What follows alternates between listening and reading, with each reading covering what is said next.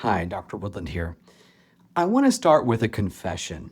If you've ever Googled how to sleep better, and I'm guessing you have, probably at like 1 a.m. from your phone, which is technically the first thing they tell you not to do, you've gotten the same list. No screens before bed, cool, dark room, consistent wake time, no caffeine after noon, wind down routine, maybe magnesium, maybe melatonin, maybe a white noise machine. And I'm not here to tell you that this list is wrong. Some of it is genuinely useful, but here's a thing nobody says out loud.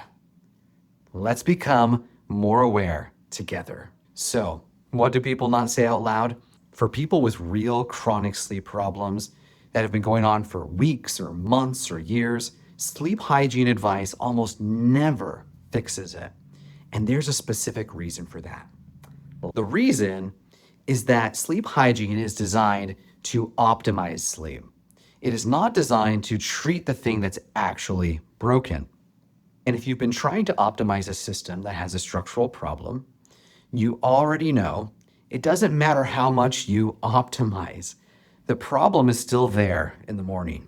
Today, I want to talk to you about what that structural problem actually is, why the standard advice doesn't reach it, and what the research says actually does. This one is going to be a little different, so let's go. Sleep hygiene advice was originally developed for the general population. People who sleep normally, but maybe have some habits getting in the way. It's the nutritional equivalent of eat more vegetables and drink more water. Not bad advice, solid baseline. But if you're dealing with something serious, your doctor isn't handing you a pamphlet about vegetables. You need a different level of intervention. The same is true for sleep. For someone who occasionally sleeps badly when they're stressed out, sleep hygiene is probably sufficient. Clean up a few habits, sleep improves, and you're done.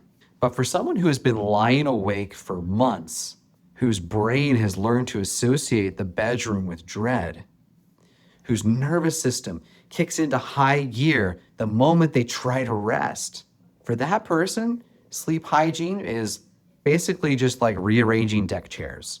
You could have a perfectly dark, cool room with perfect white noise and a perfect magnesium supplement and still lie there completely wired at 2 a.m. Because the problem isn't the room. The problem is the system running inside you. Now, quick pause.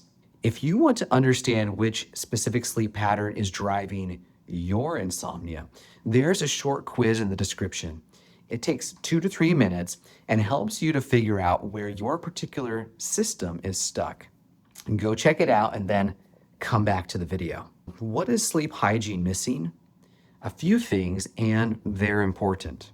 Number one, it treats sleep as a behavior problem when it's often a nervous system problem.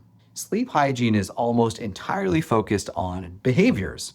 What you do before bed, what your environment looks like, what you consume. And behavior is the right lever if behavior is what's in the way.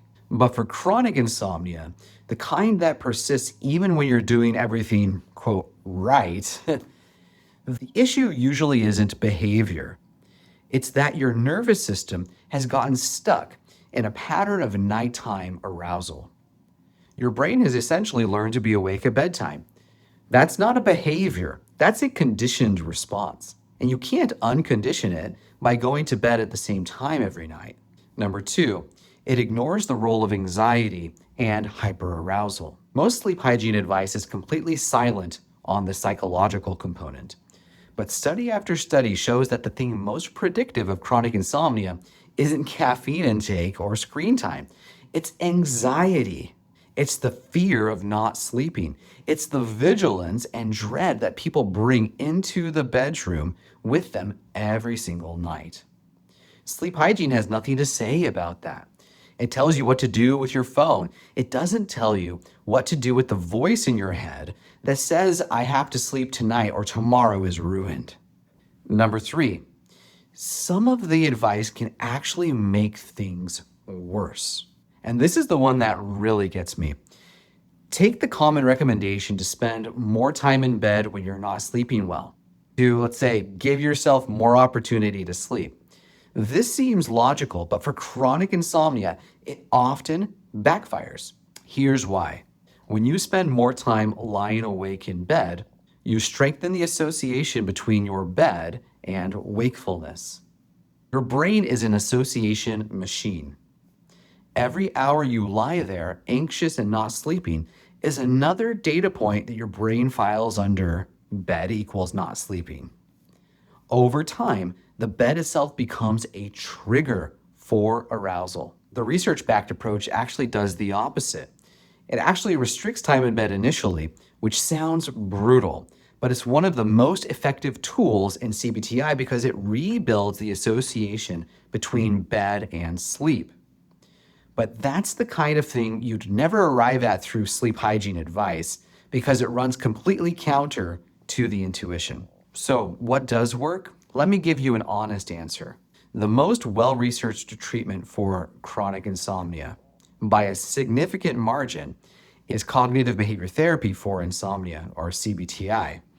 If you haven't heard of it, that is a genuine failure of public health communication because it consistently outperforms sleep medications in head-to-head trials.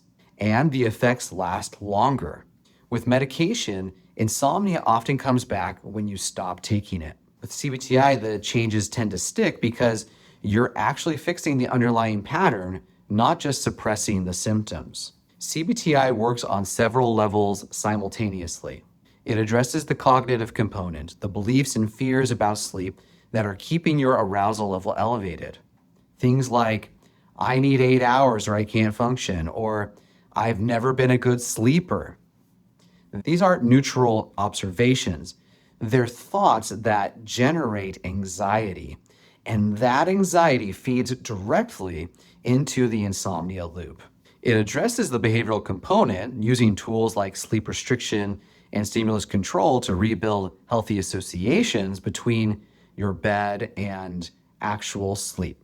And it addresses the physiological component, bringing down the baseline arousal level that's running the whole show. Now, full CBT-I typically involves working with a trained therapist, and that's genuinely valuable if you have access to it. But the core principles are learnable. The research on digital and self-guided CBT-I is also strong. People see meaningful improvement working through it on their own.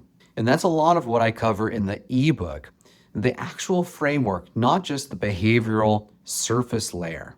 So here's the mental model I want to leave you with.